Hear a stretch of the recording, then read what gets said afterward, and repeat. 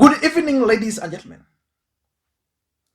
For those who've been following this channel for a long time now, I have always maintained that Moses Kuria is President Uhuru Kenyatta's Trojan horse in William Ruto's camp.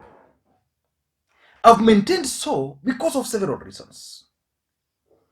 Number one, Moses Kuria was elected as the Member of Parliament for Gatundu South, courtesy of the efforts of President Uhuru Kenyatta. Number two, Moses Kuria is the Member of Parliament for Gatundu South, which means he is the Member of Parliament representing President Uhuru Kenyatta, which means President Uhuru Kenyatta has actually voted for Moses Kuria 3 times. And again, his actions have always betrayed him. For those who've been following the development in Kwanza, it is clear that there is serious fallout within that outfit. And recently, Moses Kuria boycotted an event which was organized by Kwanza from especially in the Kiambu. The event was supposed to be presided over by Rigathi Gachagua. And then when the deputy president himself went to the grounds, Moses Kuria again boycotted that event. And majority of Kenyans started asking several questions.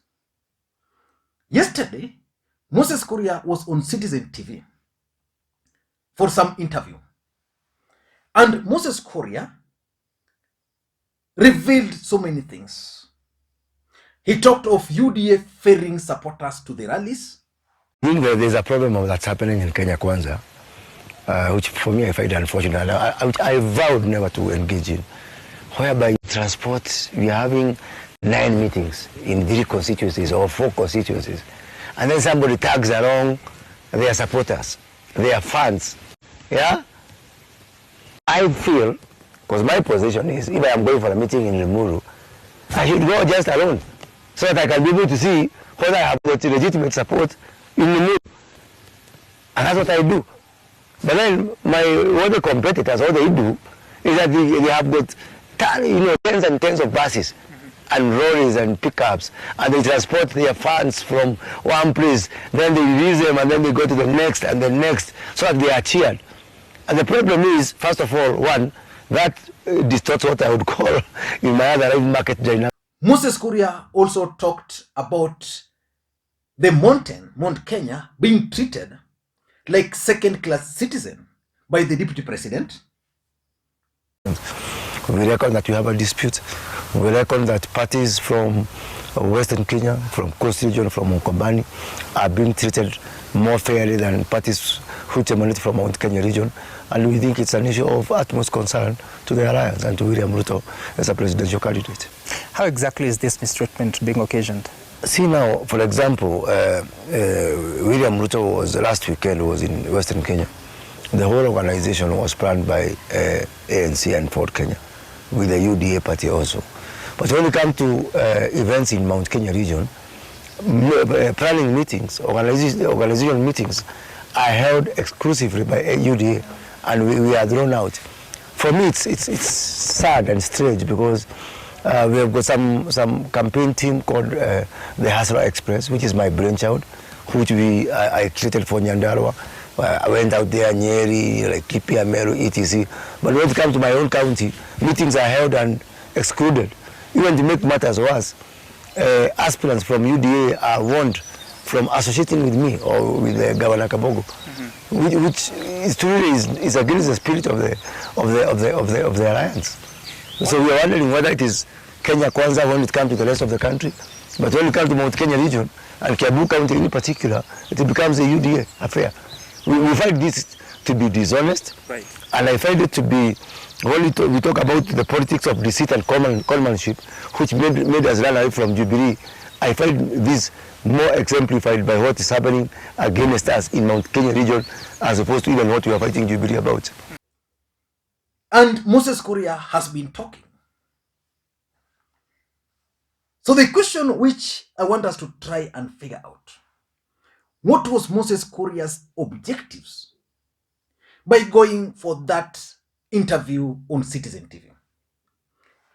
Citizen TV, according to Tanga Tanga and according to William Ruto, is supporting Azimio.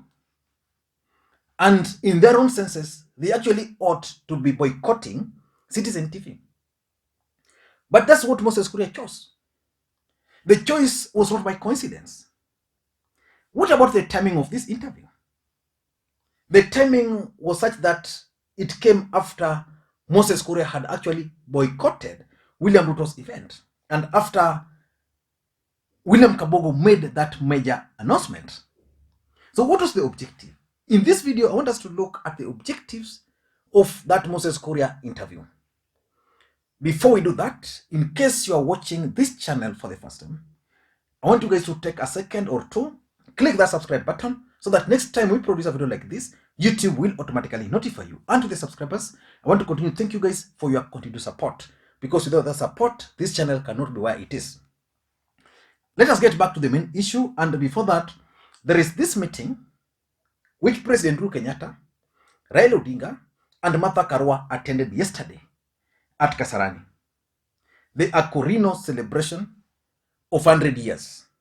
That meeting is significant politically speaking, and I'm going to do a critical analysis why the president went there, and why William Ruto did not go, and why Uhuru Kenyatta actually tried to prevail on them to support his choice. Now, Moses Kuria was on Citizen TV, and based on the speeches, I'm concluding the following. Number one, Moses Kuria is a Trojan horse. That was one of the objectives of that meeting, of that interview. His true colors are now coming to fore. The truth of the matter is that if Moses Kuria was not working to derail William Ruto's bid, number one, he would not have boycotted this event because that sends a wrong signal. Number two, he would have looked for a better option of addressing these matters with the deputy president. I'm sure if William Ruto placed a phone call to William Ruto would pick.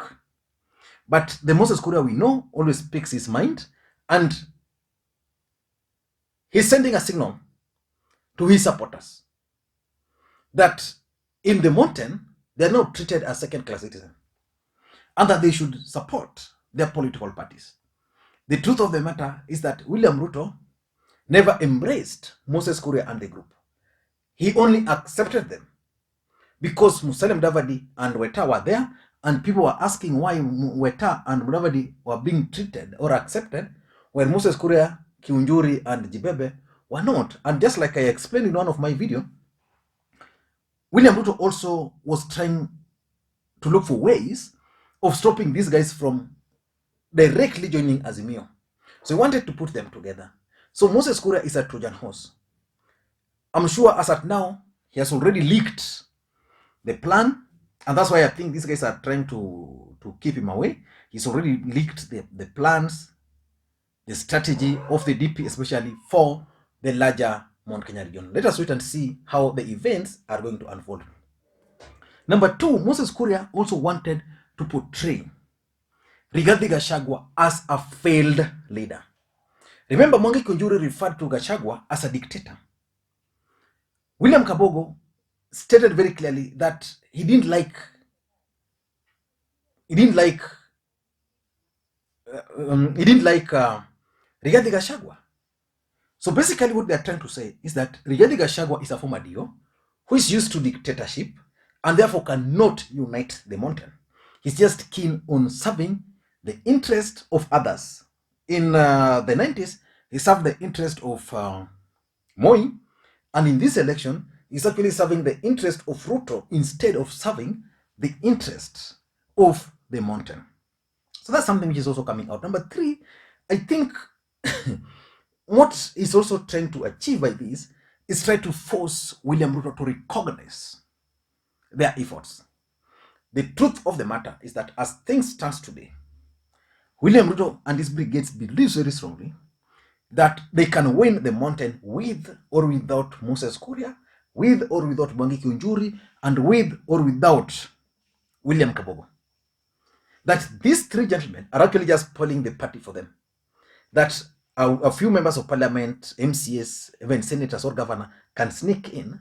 So they are just going to spoil the party for them. So he's trying to, by making this noise, by Kabogo's threatening to leave and not leaving, what they are doing is that they are trying to force William Ruto to recognize them. So that the next time the DP will be in Mount Kenya, then they'll be given a chance to either say a word or to. And number 4, in my view, I think there's a fallout in Kenya Kwanza. And the fallout is very, very strong. That fallout, if not addressed, now by the deputy president, I don't know how he's going to become the president. Because already, if you look at Kenya Kwanza, Mudavadi and Wetangula have been confined to Luhya Nation. Today, they've just addressed a press conference, and they're coming out as Luhya leaders. They're coming out as Luhya leaders. Ruto is trying to make a national party. So it will be possible for Moses Kuria and Kabogo and Kiunjuri to actually also come out as Kikuyu leaders. Because if that's what you want, they can give it to you. They come out as Kikuyu leaders. And once they come out as Kikuyu leaders, the other guys are coming as Luhya leaders. What it will mean is that William Ruto will now be portrayed as a Kalenjin leader. And lastly, maybe these three gentlemen are just trying to raise their stakes in Kenya Kwanza because they're being ignored. Nobody is listening to them. They're making noise. Nobody is listening to them. So they're trying to raise their stakes. But I don't know whether the time, it's only 49 days or 50 days to the elections. I don't think they will achieve anything as at now. Thank you guys. Until next time, this is Makwiny.